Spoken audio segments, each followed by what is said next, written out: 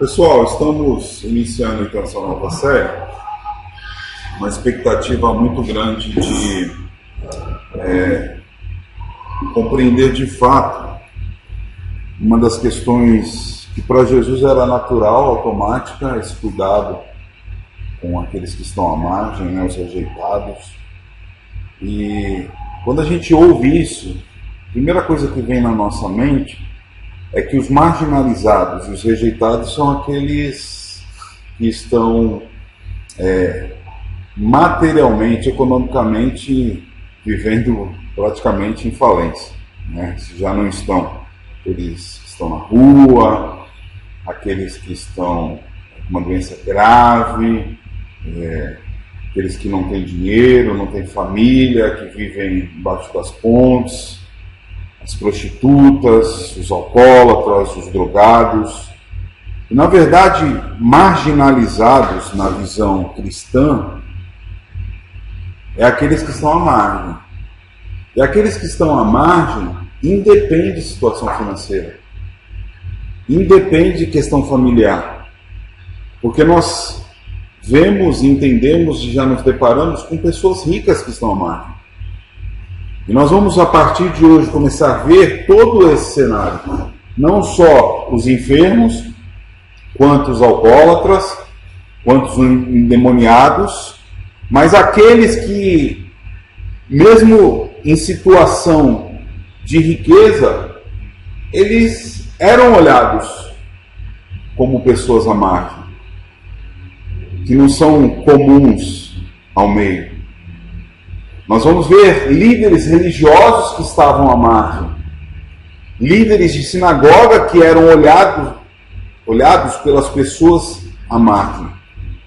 Na verdade, nós vamos compreender hoje, especialmente, num cenário de uma cura, que Jesus lidou com todos os tipos de pessoas. E longe de ser apenas assistencialismo é aquela questão de, eu vou dar comida ao pobre e vou ficar em paz. Eu vou dar uma roupa para quem está com frio e vou ficar tranquilo. Isso é assistencialismo. O Evangelho ensina muito mais do que isso. O Evangelho é ir em direção. O Evangelho é ouvir. O Evangelho é falar. O Evangelho é inserir a pessoa a uma nova realidade. O Evangelho é investir tempo em pessoas que ninguém investe tempo. Evangelho é fazer essa ressocialização a ponto que a pessoa volte a frutificar. E eu creio que o nosso país, falando no contexto local, ainda está muito longe dessa realidade.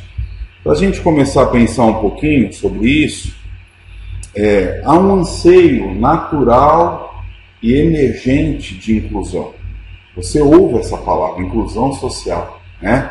Uma palavra que tem sido falada muito nas mídias. Ou seja, nunca houve um cenário tão propício por inclusão, um anseio por inclusão. E por que será que isso aconteceu? É importante a gente pensar por que existe um anseio por inclusão. E aí nós temos que relembrar lá atrás, né? Se há um anseio por inclusão é porque houve algum problema. E esse problema a gente sabe qual que é, ou deve saber os cristãos, que foi o pecado que entrou na humanidade. Se Deus criou tudo e tudo estava tão bom e ele descansou, e depois houve uma desobediência, o pecado desajustou tudo que existe. E esse desajuste ele aconteceu por causa do pecado. E por causa do pecado, hoje as pessoas elas engolem umas às outras, né? Pisam umas nas outras, esquecem umas das outras, né? E por conta disso, há essa ruptura social, esse caos, onde nós cristãos precisamos de alguma forma fazer algo. De fato, não apenas orar, porque orar já é um bom caminho, mas fazer alguma coisa de fato. Então, queridos, é inegável, né? Vem de dentro para fora, que o ser humano entra em disputa consigo mesmo. E aí nós entendemos o egoísmo, nós entendemos numa criança porque ela não quer dividir o pirulito, né? Onde eu estava correndo com os menininhos lá no parque com bola, e quando eles iam disputar a bola, eles começavam a se pendurar, jogar um no chão, porque eles queriam pegar a bola. E eu tentando ensinar a eles que naquele pequeno espaço era melhor a gente brincar de passar e não de disputar. Porque senão a bola ia para algum lugar, ia cair, ia machucar alguém. Mas eles queriam a disputa, eles queriam ficar, eles queriam levantar o prêmio ali. Não, eu peguei a bola. É natural, gente. E por conta disso, eu fico olhando às vezes umas cenas que aparecem na televisão de disputa pelo menor preço no mercado, onde as pessoas se engalfinham ali para pegar a primeira mercadoria e que se lascam os outros.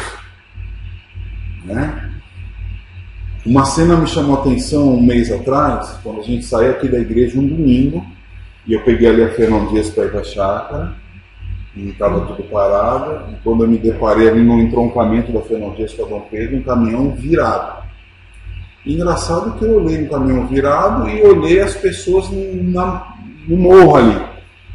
E era só mulher. Eu falei, o que é isso? E aí eu vi a polícia cercando os produtos, e quando nós passamos do lado do caminhão, era um caminhão de Natura. Aí eu entendi por que só tinha mulher. E entendi por que elas estavam ali também. Elas não querem saber se machucou o motorista, se o caminhão quebrou.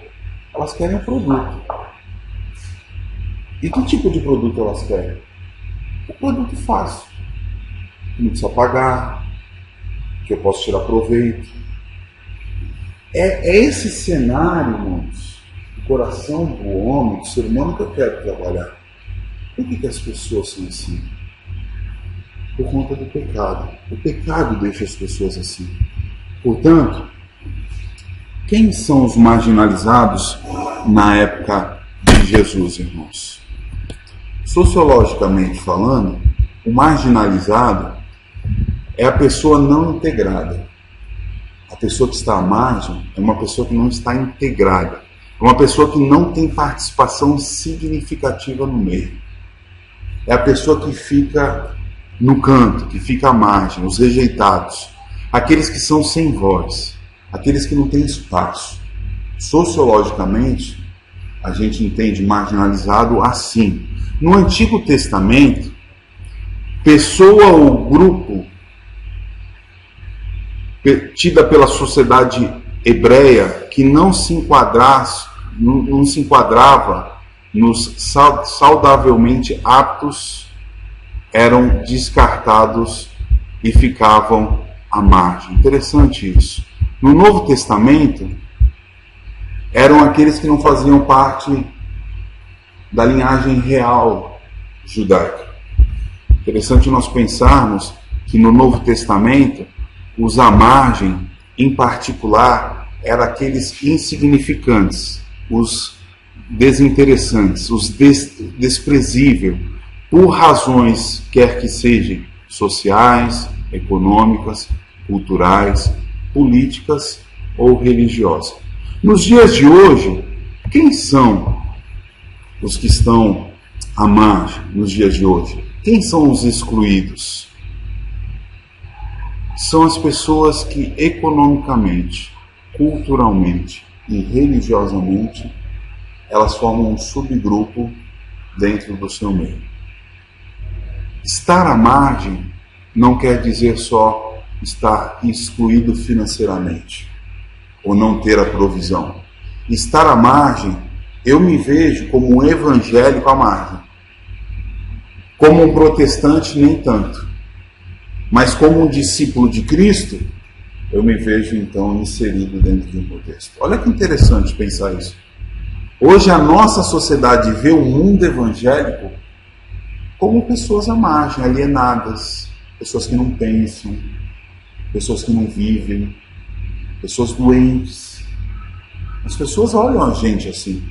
Como um protestante da reforma, oriundo da reforma protestante, a gente já vê um subgrupo que não está à margem com os que estão à margem. Interessante isso.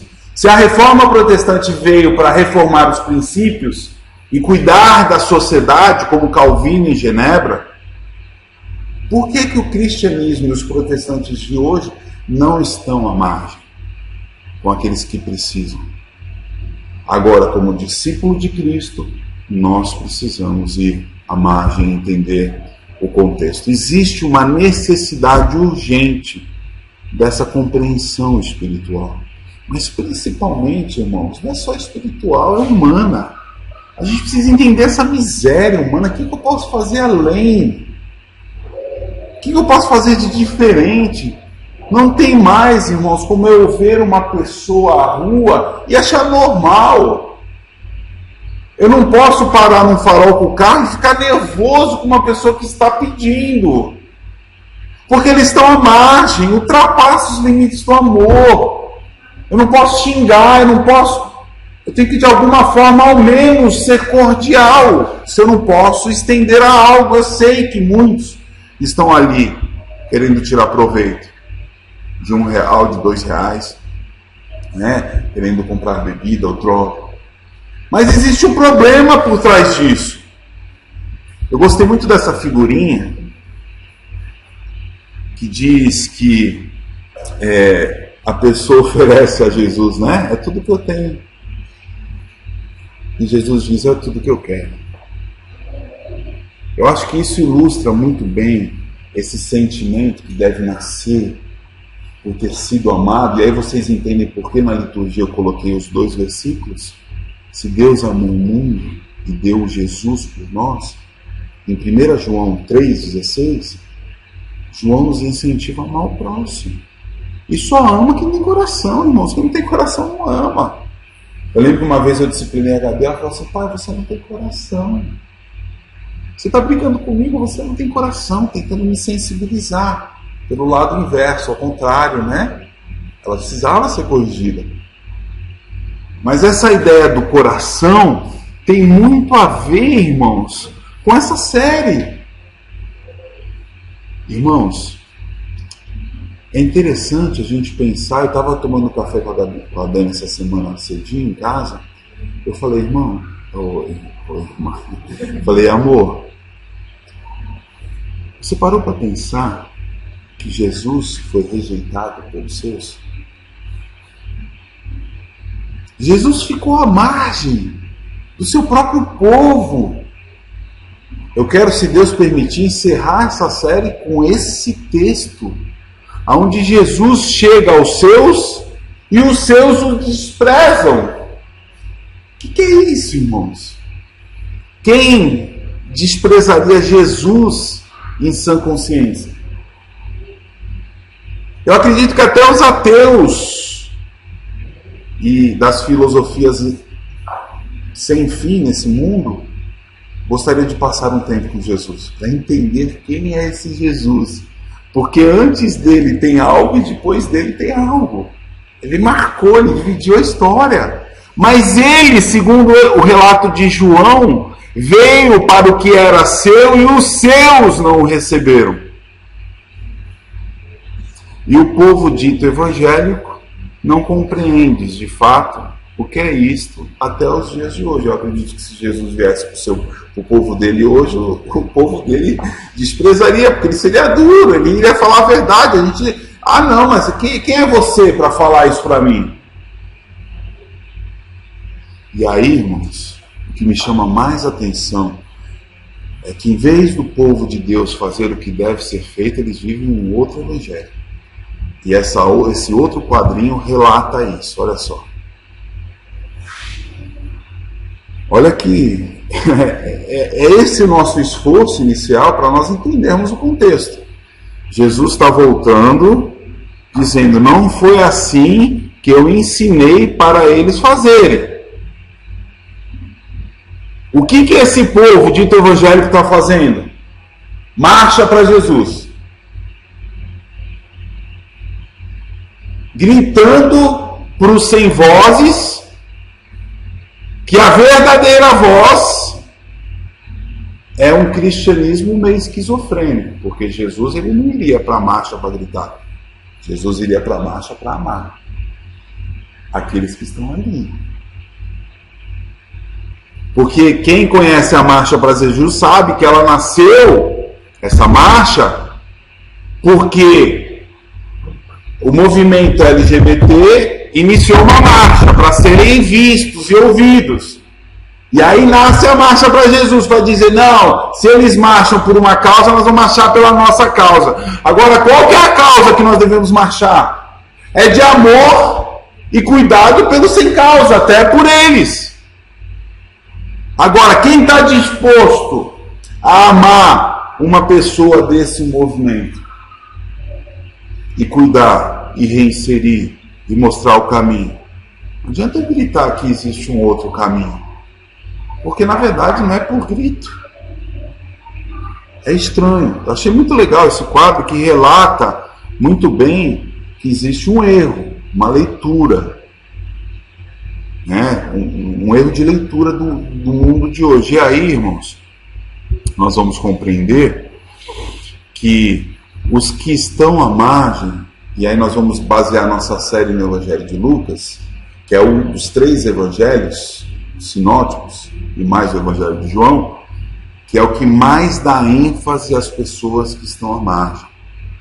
Quem são os marginalizados na visão do evangelista Lucas? Em primeiro lugar, os socialmente insignificantes. As mulheres, naquela época, naquele contexto, sem voz na sociedade judaica e helenista. As mulheres não poderiam falar. Hoje nós vimos na televisão pós-Copa, a abertura já para a próxima Copa lá no Emirados Árabes, o pessoal feliz e noticiando que as mulheres vão poder ir no estádio. Já vem desde lá. Mulheres à margem. Quantas mulheres no nosso país estão à margem, sendo violentadas pelos seus maridos, pela cultura machista? Tanto é que elas começaram a gritar, e esse movimento feminista nasce disso, que aí foram para outro extremo agora. Aí estão tendo que voltar, né? Olha como o mundo vive extremos, irmãos. Um outro grupo, os economicamente irrelevantes. Quem são eles? Naquela época, pastores e pobres. É os que são do trabalho braçal e de pouca valia. Vocês já ouviram falar assim? Né? Você vai num contexto social, num bairro diferente, e fala, aquele pedreiro lá. Isso é um ato de marginalização de uma classe. Né? Qual que é a diferença do pedreiro para o pastor e para o empresário? Diante de Deus, nenhuma. Por isso que eu estou fazendo esse contexto mais amplo, para vocês entenderem como marginalizados tem muito a ver. Nós tivemos uma mocinha aqui no domingo passado, quando ela viu a chamada da série, ela falou para mim assim, Fabi, eu me sinto excluída. Essa série é para mim. Em certos grupos eu me sinto excluído. A verdade é essa, irmãos. Um outro grupo, os politicamente incorretos, né? Ou seja, naquela época, os publicanos, aqueles que dominavam o Império Romano, aqueles que exerciam poder ilegítimo e ilegítimo no povo. Podemos lembrar aqui de Zaqueu, o publicano, estava à margem. Qual que era a margem quando Jesus o chamou? Onde que ele estava? Ele estava no caminho? Não, ele estava em cima da... Estava em cima da margem. Em cima da margem, né? Interessante isso, pensar nisso. Um outro grupo, os religiosamente impuros. Ou seja, os doentes de enfermidade, né? De corpo, os de alma, os pecadores, né? Aqueles que não eram como aqueles outros que se colocavam nos cantos das sinagogas dizendo serem melhores. Aqueles estavam à margem. E por último, os racialmente irrecuperáveis, né? Que na visão do Evangelho e do Antigo e do Novo Testamento eram samaritanos, uma nação impura e legítima, tanto que Jesus causa maior impacto quando ele se depara com a mulher samaritana, né? Numa hora errada, num lugar errado, de um jeito errado. Jesus vai lá. Quem é esse, irmãos, que quebra todos os paradigmas, que faz diferença na sua vida? Aquilo que eu disse no início. Deus fez tudo e tudo estava muito bom, mas entrou o pecado. E agora? E agora? Esse homem pensador, Kirchner, ele diz: o tratamento constituído no Novo Testamento é um importante subsídio para se entender a perspectiva lucana e de maneira especial sobre o que Jesus tem a dizer a respeito dos marginalizados. Nós vamos olhar para o Evangelho de Lucas e compreender e fazer uma comparação com os nossos dias. Para isso, é importante nós pensarmos em dois conceitos equivocados do nosso tempo. O primeiro deles, existe um assistencialismo barato hoje. Eu vou dar uma cesta básica e acabou o problema da pessoa. Não é assim. Se nós dermos uma cesta básica por dar, nós estamos prejudicando a pessoa. Nós precisamos, sim, dar pão ao que tem fome, mas com o critério e com a ajuda certa, a fim de ressocializar a pessoa a uma realidade. E esse assistencialismo, ele se transformou numa plataforma interessante para o nosso tempo, para a mídia. Porque se eu faço alguma coisa, eu posto lá, e aí as pessoas vão ver e falar: pô, que legal, essa igreja faz alguma coisa, né? Então, é um conceito equivocado. O outro é de que as boas obras nos levam para o céu. Já ouviram isso, né? Tem muitas filosofias e religiões que se calcam, se baseiam nisso, né? Eu vou fazer troca com Deus, então eu vou dar alguma coisa e eu vou ganhar a salvação.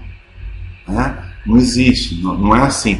Nós olharemos com carinho o que Jesus nos ensinou a respeito dos que estão à margem e a partir daí nós vamos construir algo para fazer. Então vamos para o primeiro texto, irmãos. Nós vamos olhar no Evangelho de Lucas, Jesus nascendo, né? Jesus crescendo, os magos, nós vamos ver todo o histórico inicial de Jesus, ele na sua infância, e aí Jesus então, ele vai começar a andar no meio do pessoal que entendiam as coisas da lei daquela época, e aí ele vai então iniciar o seu ministério.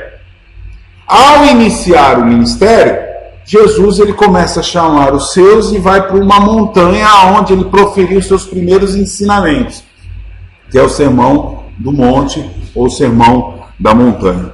A partir daí, Jesus começa a realizar o seu ministério. O seu ministério não era assistencialista. Jesus não estava preocupado em curar e fazer milagres para mostrar quem ele era. Ele fazia porque ele se deparava com situações onde ele teria que realizar os sinais, os ditos sinais, que evidenciavam que ele era o Messias, mas que na verdade ele era uma pessoa comum, que começou a ensinar as pessoas com a sua vida, o seu ministério. Portanto, esse é o texto nosso, Evangelho de Lucas, capítulo 5, verso 12. Acompanhem comigo a leitura. Estando Jesus numa das cidades, passou um homem coberto de lepra. Quando viu a Jesus, prostrou-se com o rosto em terra e rogou-lhe: se quiseres, podes purificar-me. Jesus estendeu a mão e tocou nele, dizendo: quero, seja purificado. E imediatamente a lepra o deixou. O texto continua. Então Jesus lhe ordenou: não conte isso a ninguém, mas vá mostrar ao sacerdote e ofereça pela sua purificação os sacrifícios que Moisés ordenou, para que sirva de testemunho. Todavia, as notícias a respeito dele se espalhavam ainda mais, de forma que multidões vinham para ouvi-lo e para serem curadas de suas doenças. Mas Jesus retirava-se para lugares solitários e orava. Aqui está, irmãos, o nosso primeiro domingo da série. A margem e um repensar ao tocar. Como é que Jesus lidou com isso? Irmãos, não tem como ir à margem e ficar lá. Ficar lá. Eu vou ficar aqui de canto, só olhando. Né? É engraçado, em Atibaia, às vezes eu vou para alguns lugares e as pessoas ficam assim. Né? É interessante esse contexto aqui de Atibaia. As pessoas já não são abertas. Ei, pastor, chegou! As pessoas ficam assim, né? Eu fiquei preocupado quando eu cheguei aqui. Porque na outra vez que eu fui pastor lá da primeira igreja, eu ficava dentro da igreja, eu não ia para a rua. Quando eu fui para a rua, eu comecei a me deparar com o contexto. As pessoas são cabreiras. Elas primeiro querem te sondar, qual a tua intenção, né? Mas, irmãos, efetivamente falando, se queremos ir à margem, nós somos não só olhar, somos ir em direção e tocar. E o que esse texto tem a nos ensinar a respeito disso? Lucas, ele faz um relato, e por ser médico, ele faz uma análise meticulosa, um diagnóstico preciso do contexto social. Quem era identificado com a enfermidade e por não ter cura na época, então era sentenciado de morte. O evangelista Lucas, por ser médico, narra aquela realidade, já põe de cara a cura de Jesus a um leproso. Por quê? Porque essa classe social que estava à margem, ficava à margem de fato. Porque onde ficavam os leprosos naquela época? Eles ficavam numa vila fora da cidade, porque não existia solução para isso. Então eles de fato estavam à margem. É interessante que Jesus, quando nessa narrativa nós vamos ler isso, ele era o único que poderia ir em direção a uma pessoa que vivia num leprosário, afastado da cidade, à margem de todos, pronto para a morte, sem esperança, e ele vai em direção e toca. Será que ele estaria preocupado em pegar lepra na época? O texto bíblico diz: Jesus estendeu a mão e tocou-me. Agora, interessante, nós vamos ver aqui nas divisões dessa manhã, que para esse homem chegar até Jesus, ele rompeu algumas barreiras. Interessante nós pensarmos, e eu coloquei um vídeo aqui de 1 minuto, da cena propriamente dita, para vocês entenderem um pouquinho. Olhem só. Com um número crescente de discípulos, Jesus segue de cidade em cidade, ensinando sobre o reino de Deus e realizando milagres. Eu sou impuro. Eu sou impuro. Eu sou impuro. Por favor. Por favor.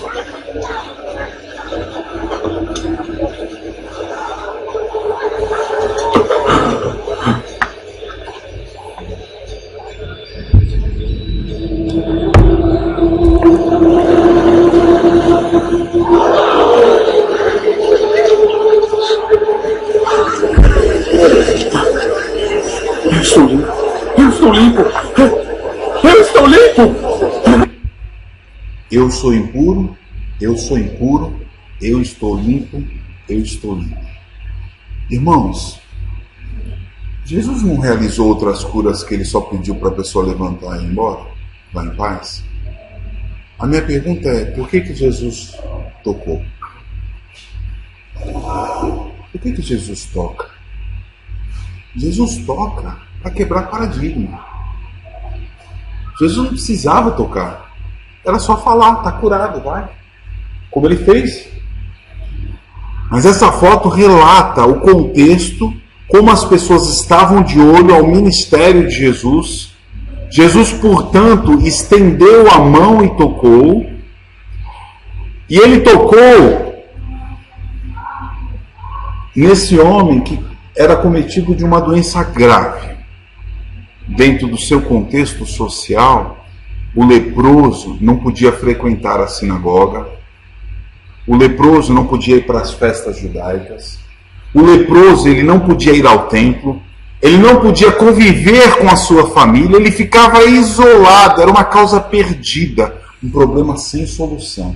Jesus então se apresenta para ser a solução, e quando eu falo isso eu fico pensando, gente, nós que temos as palavras vivas de Deus, nós que podemos fazer com que Deus seja vivido no coração de uma pessoa sedenta, nós que temos as palavras vivas de Deus, nós estamos fazendo o quê? Pastor, eu estou muito corrido no meu dia a dia. Tá bom, Eu também estou. Mas o que nós podemos fazer a mais? Essa é a questão. Para mim, essa é a questão chave. Porque se Jesus vai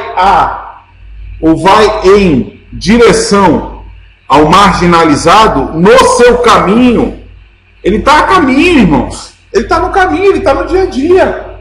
Mas ele tem o toque, ele tem a palavra, ele tem a motivação. E para mim está aqui o cerne do cristianismo hoje. A motivação, que tem a ver com tocar. Porque eu posso só olhar, eu não preciso tocar. Quando eu decido dentro de mim sair, ir e tocar, é a motivação mais pura, mais íntima do ser, que causa o quê? Uma ação.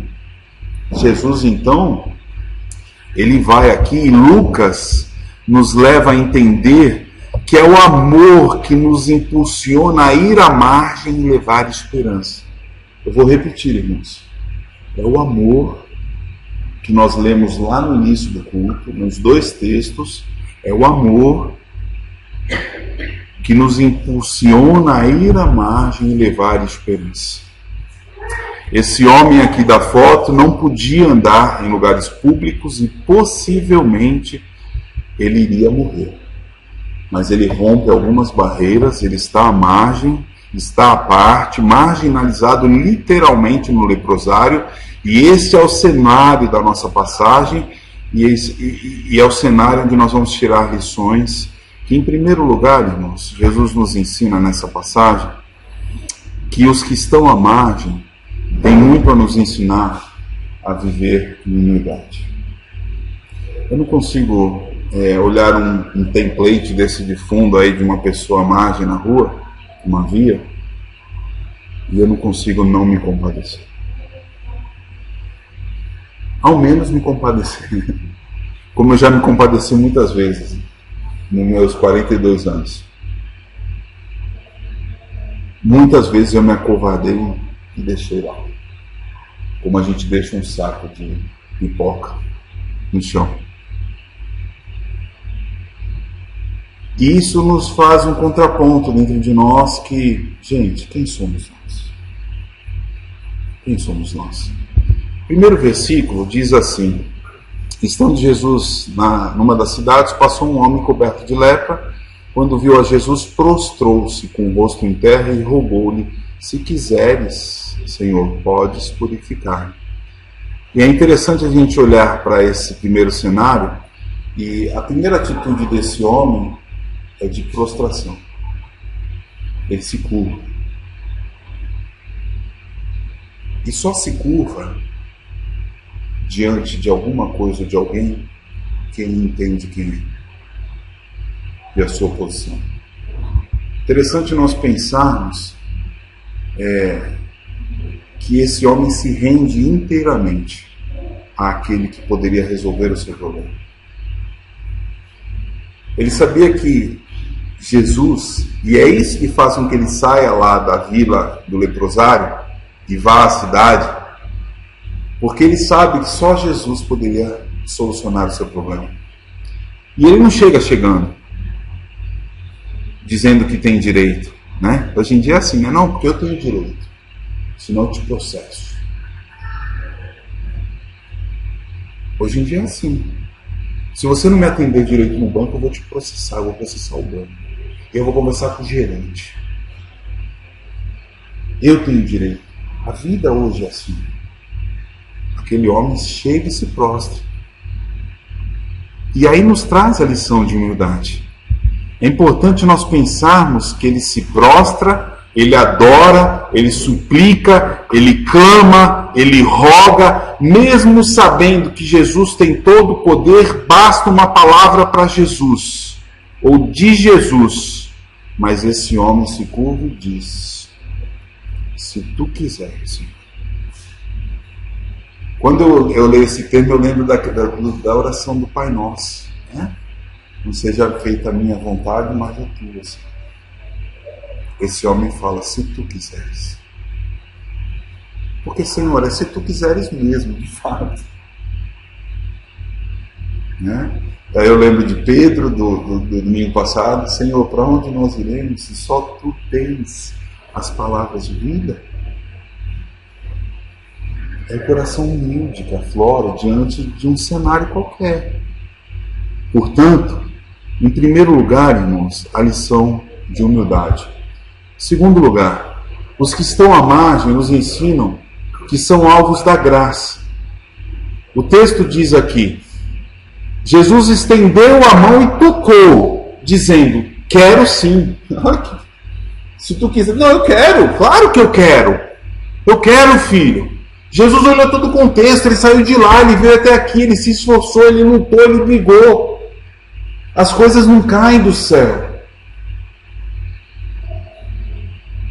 É interessante, isso é uma lição preciosa para os nossos filhos, irmãos. Os nossos filhos hoje querem tudo assim, facinho, não quer fazer nada. Eu lembro que meu pai ele falava: filho, tem um caminho, é custoso, não é assim eu quero. Não. Esse homem se prostra, ele roga, ele clama, e Jesus então leva esse homem graça, cura, amor. Ele é alvo da graça.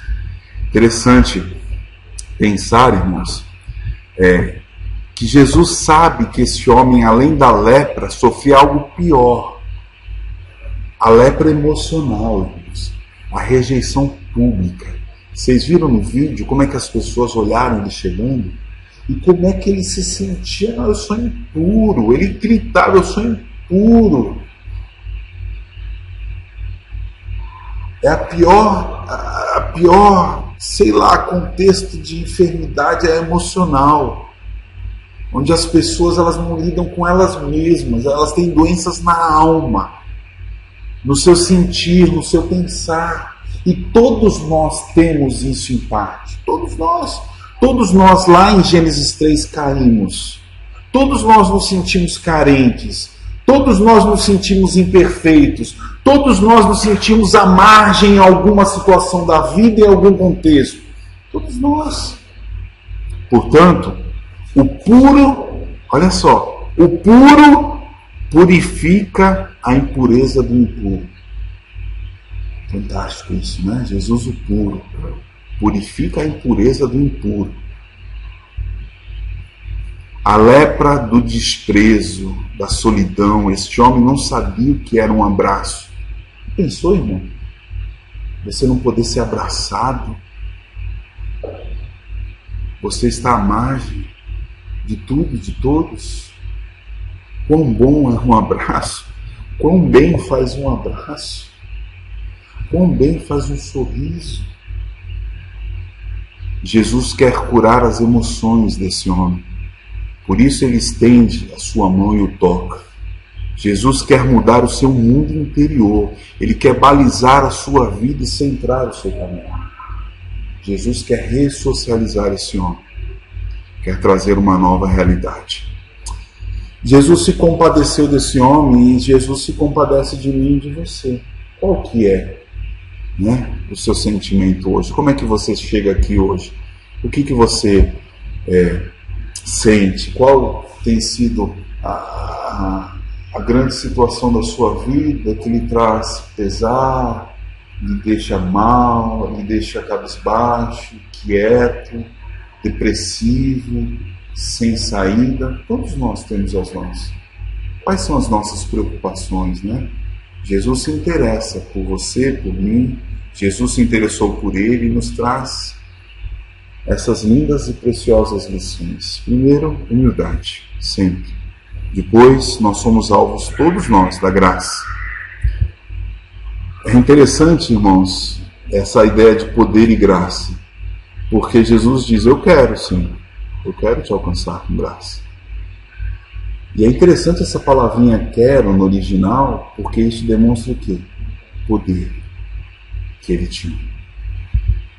Aqui, Jesus demonstra, em um ato de poder, toda a sua soberania. Eu não só quero, como eu vou realizar a coisa. Olha que coisa! Quando eu me sinto mal, irmãos, e me sinto quando eu não consigo alguma coisa, eu me prostro àquele que tudo pode. Porque em Jesus eu posso. Não aquele versículo de colante de carro, tudo posso naquele que me fortalece, né? Fora de contexto. Não, é que em alguma circunstância ou situação, eu posso sim em Cristo, se tiver dentro do querer dele, algumas coisas que eu não consigo. Em Cristo eu posso. Interessante nós pensarmos que imediatamente, com seu ato de poder e graça e soberania, a lepra deixa esse homem. Tirando a cena hollywoodiana ali do filme, né? Que o rosto desfigurado volta a ficar o rosto normal. Eu até acredito e creio que foi assim mesmo, né? É interessante nós pensarmos que ele é todo poderoso. Ele abriu o mar vermelho, ele fez o seu povo passar, ele parou o sol, ele pode abrir a porta de um emprego, ele pode trazer uma esposa, ele pode trazer um marido, ele pode sarar uma pessoa enferma, ele pode, porque ele é poderoso. Portanto, nos ensina uma terceira e preciosa lição. Os que estão à margem nos ensinam a testemunhar. Agora, irmãos, eu quero que vocês prestem atenção nesse detalhe, porque é um detalhe. Jesus, ele cura, nas outras curas ele fala assim, olha, vá em paz. Nessa cura, ele diz assim, não conte isso a ninguém. Como assim? Não conte isso a ninguém? Mas vá mostrar ao sacerdote e ofereça pela sua purificação os sacrifícios que Moisés ordenou, para que sirva de testemunho. E aqui está todo o sentido. Oferecer o sacrifício conforme Moisés instruiu no Antigo Testamento. Jesus protege esse homem. Por quê? Porque era bem comum naquela época que ele se apresentasse como um homem curado e ele então não fosse aceito. Interessante quando ele diz aqui, ó, vá mostrar, né? Vá mostrar. Ou seja, essa ideia da reinserção social. Ou seja, você fazer um ato de tirar alguém da margem e reinserir ao contexto social tem muito significado. Imagina nos nossos dias também. É muito importante isso. Mas ao sacerdote, ou seja, é o testemunho e o impacto social. Por quê, irmãos? Porque Jesus, que tem poder e cura o homem, manda ele ir ao sacerdote. É aqui que eu quero que você preste atenção. Porque o sacerdote era a autoridade sanitária que diagnosticava a pessoa com a lepra, mandava para o leprosário, e ele era o único que tinha autoridade pública para dizer ao leproso, olha, agora você pode passar a conviver normalmente com todos na cidade, na vila. Interessante isso, né? Olha a sabedoria de Jesus, gente. Por que ele cura e ele manda ao sacerdote? Porque o sacerdote então daria o aval para que esse homem voltasse a viver novamente na cidade. E aí para nós, a questão do testemunho é fantástica. Por isso, nós temos que dar bom testemunho. Aonde nós moramos, no trabalho, onde quer que nós estejamos, irmãos. Irmãos, nós não podemos ser conhecidos diferente de um bom testemunho. O que Jesus mais combateu foi o quê? O péssimo testemunho dos fariseus, dos hipócritas, dos legalistas. Se tinha uma coisa que irritava Jesus, era isso. Era aquela coisa, faço o que eu digo, mas não faz o que eu faço. Não dá, gente. Nós precisamos testemunhar.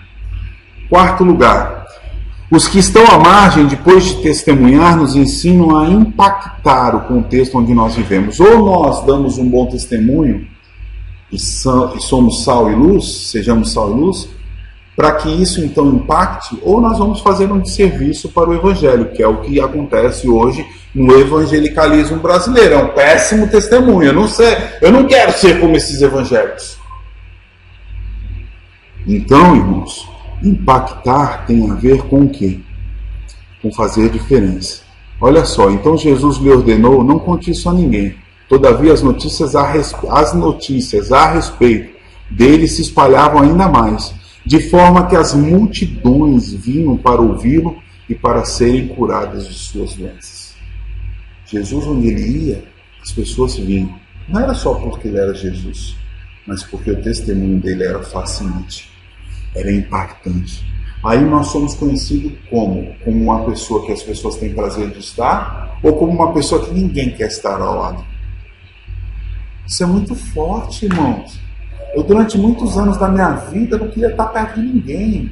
Eu era uma pessoa que não era sociável, queria o meu mundinho, o meu cantinho, o meu jeito. E o Evangelho começou a mudar na minha vida a partir do momento que...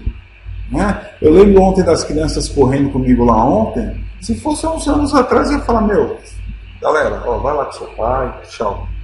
Deixa eu jogar bola com meu filho. E é engraçado, porque eu senti isso ontem lá. Me deu vontade de chutar aqueles meninos para longe. É verdade. Aí, ao mesmo tempo, o Evangelho veio na minha mente e falou assim, não, eu quero eles perto do meu filho. O meu filho precisa aprender a viver com os menininhos, a correr com os menininhos, a se alegrar com os menininhos, porque meu filho é menininho igual a todos os menininhos, gente. Às vezes a gente quer proteger, quer tirar. Não pode, irmãos. Às vezes a gente acha que está protegendo, a gente está azedando o caldo, está estragando. Eu estava contando ontem para o Maxwell que a Gabi foi num acampamento de 6 dias. E eu falei, Dani, a Gabi não vai ficar. Não, vai ficar, tem que ir lá, 100 menininhos. É uma loucura, né? Eu fui lá, quase enlouqueci. O Felipe fazia assim, pai, vamos embora desse lugar, quando nós fomos levar a Gabi. Né? Por quê? Porque é muita criança. Aí eu falei, não, tem que ficar. Filha, você vai ficar. Você vai brincar, você vai se divertir. É a oportunidade da sua vida. Aí no 4º dia o monitor me ligou. Falou, a Gabi tá chorosa aqui. E agora? Eu falei, não, fala pra ela ficar firme aí. Aí mais tarde, depois de umas 3 horas, ligou e falou, a Gabi tá chorando, ela tá do seu lado. Você fala pra ela que eu vou aí. Pode falar pra ela que eu vou aí ver ela, mas eu não vou aí pra buscar ela não. O meu sobrinho também foi. No 2º dia, o monitor dele ligou, minha irmã foi lá buscar meu sobrinho e trouxe de volta.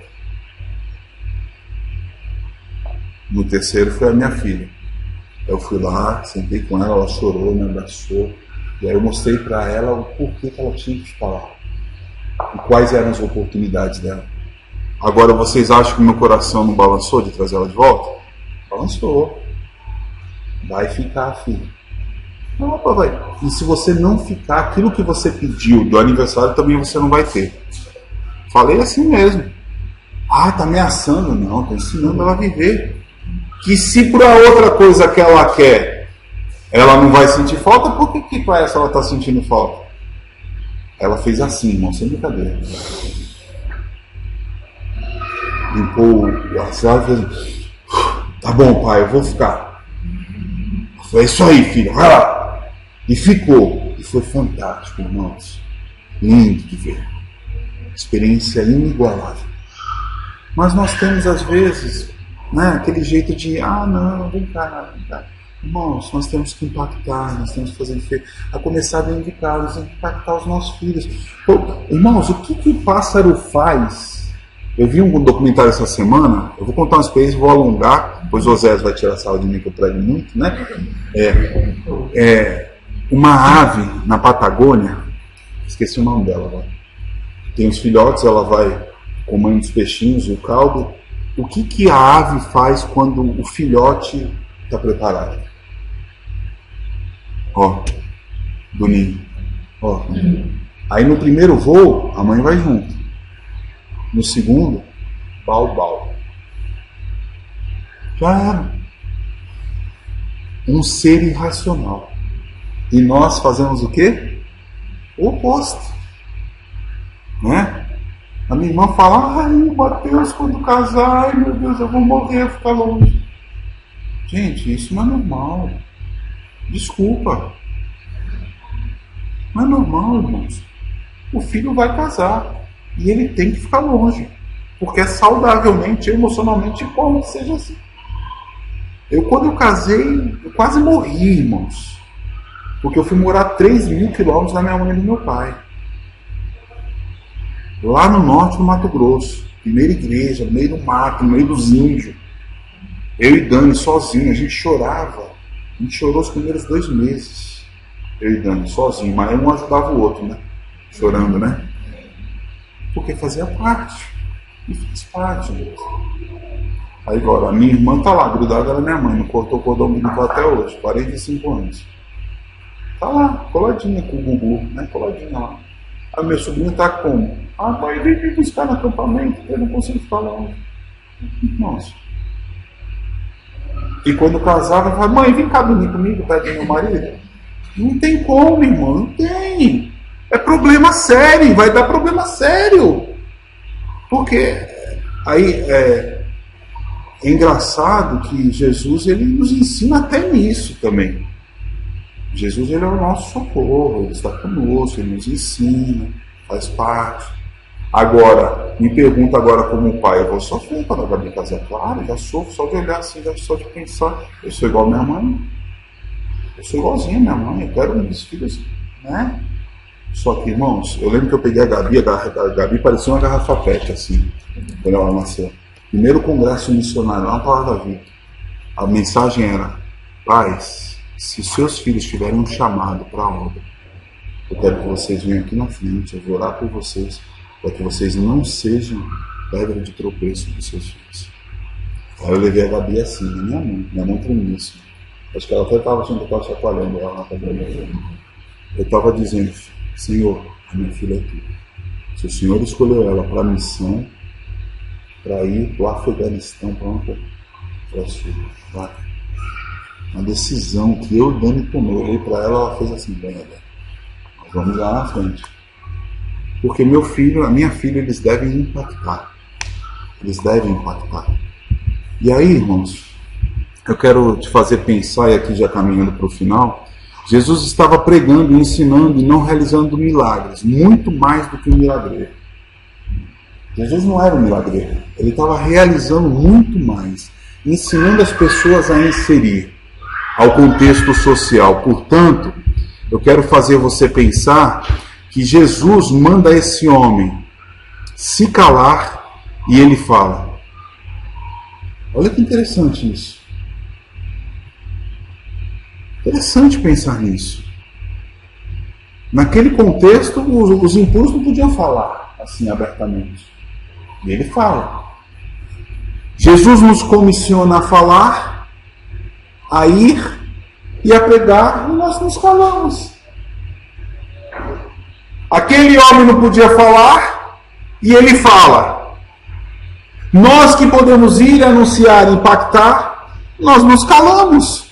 As igrejas hoje, irmãos, é clube, gospel dentro, é subgrupo dentro da sociedade.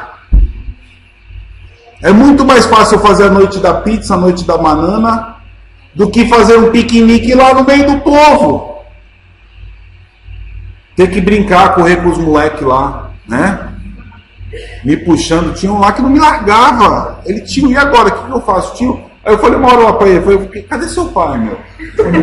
Teve uma hora que eu me irritei. Tio, paga lá o pula-pula pra mim? Tio, eu não tava pagando nem pro meu filho. Eu achei mó barato. Ele, tio, vem cá, eu quero ficar contigo. Eu falei, não, vem cá, filho, fica comigo. Irmãos, é interessante isso.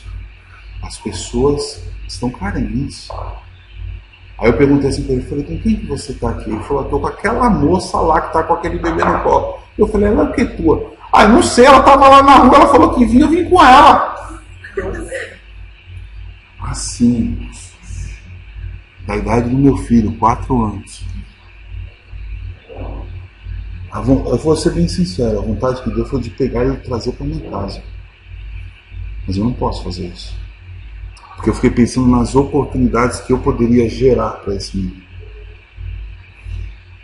E que ele está ali aonde? No parque, em busca de quê? De felicidade, de alegria. Portanto, impactar é natural aos que se renderam e vivem em missão. Eu preciso pensar ao acordar que eu preciso impactar alguém no meu dia.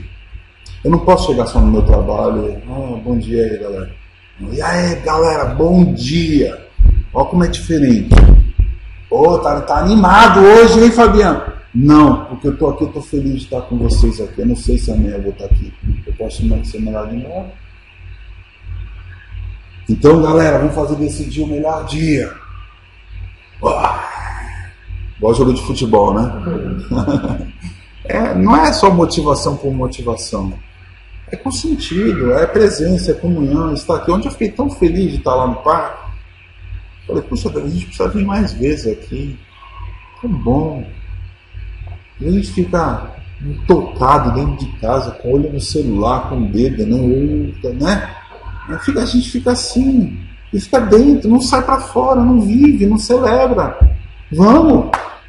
Temos que sair, temos que fazer diferença, temos que impactar. Por último, irmãos, os que estão à margem nos ensinam o caminho da consagração, mas Jesus retirava-se para lugares solitários e orava. Jesus também gostava da caverna.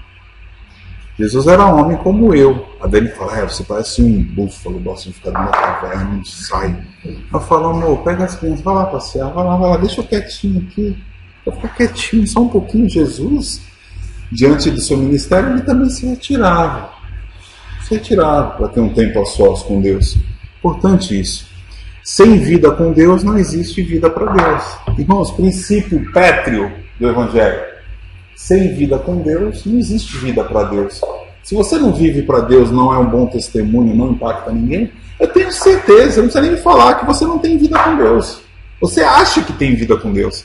Porque quem tem vida com Deus, vive para Deus aí fora. É interessante, uma vez eu estava pregando na igreja em Santos, tinha mais de 300 pessoas a primeira igreja lá em Santos. Cabe 400 lá. Eu falei, irmãos, caí nessa besteira, eu nunca mais faço isso, mas eu caí nessa besteira esse dia. Falei, irmãos, quem orou aqui hoje? Levanta a mão.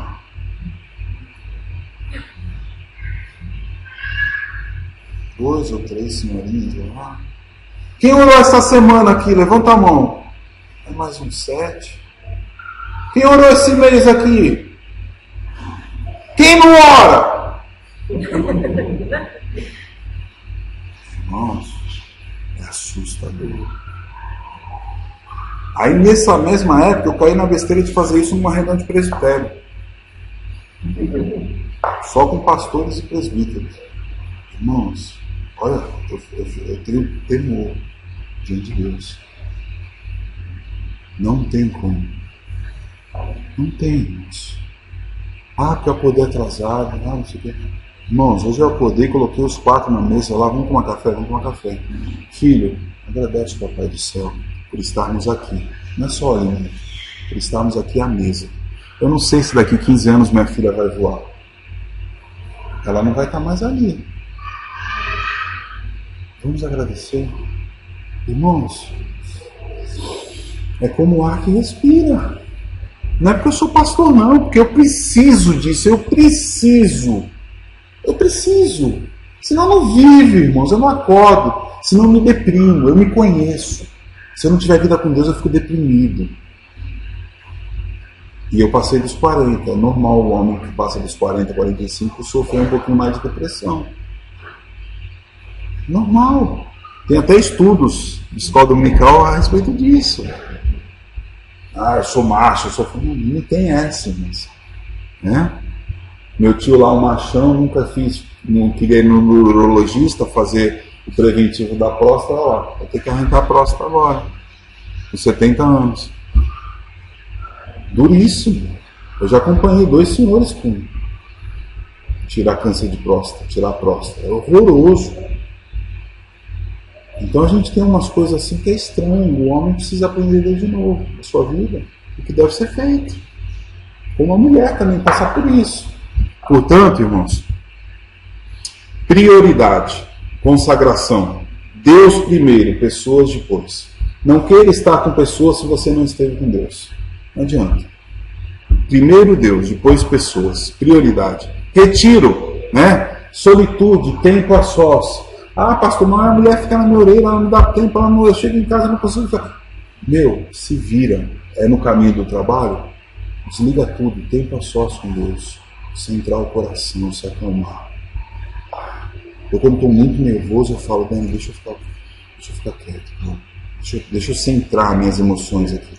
Eu preciso disso. porque senão a gente vai gritar, a gente vai espernear, a gente vai brigar. Preciso, refúgio-nos, né? Centrar o coração e quietude, né?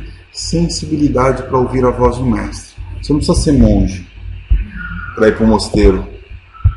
Não, dá tempo. Faça esse exercício. Desliga o seu celular, gente. Desliga o celular.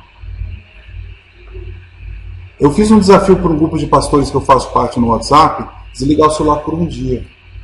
Eu teve um que me mandou uma mensagem em box e falou que ele tinha até tremedeira na mão. Olha como é que está ficando a coisa, está adoecendo. Desliga.